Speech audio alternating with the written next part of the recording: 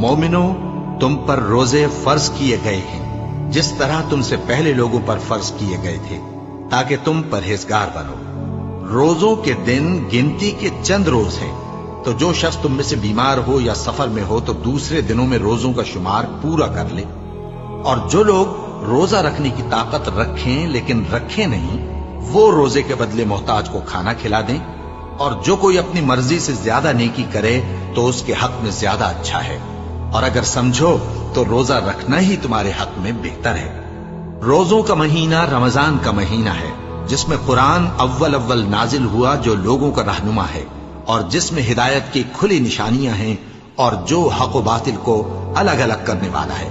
तो जो कोई तुम में से इस महीने में मौजूद हो, चाहिए कि पूरे महीने के रोजे रखे, और जो बीमार हो या सफर में हो तो दूसरे दिनों में रोजे रखकर उनका शुमार पूरा कर ले। अल्लाह तुम्हारे हक में आसानी चाहता है और सख्ती नहीं चाहता।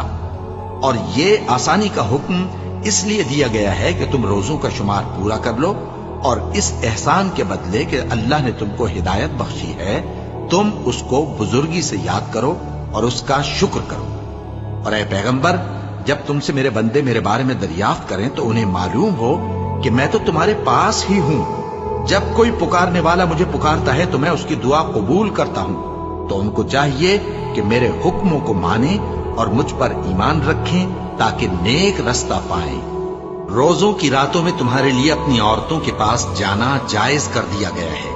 वो तुम्हारी पोशाक हैं और तुम उनकी पोशाक हो। अल्लाह को मालूम है कि तुम उनके पास जाने से अपने हक में खयानत करते थे, सो उसने तुम पर मेहरबानी की और तुम्हारी हरकत से दरगुजर फरमाई। तो अब तुमको इख्तियार है कि उनसे मुबाशरत करो। और अल्लाह ने जो चीज तुम्हारे लिए लिख रखी है, यानी औलाद, उसको अल्लाह से तलब करो और खाओ और पियो, यहां तक कि सुबह की सफेद धारी रात की सियाह धारी से अलग नजर आने लगे। फिर रोजा रखकर रात तक पूरा करो।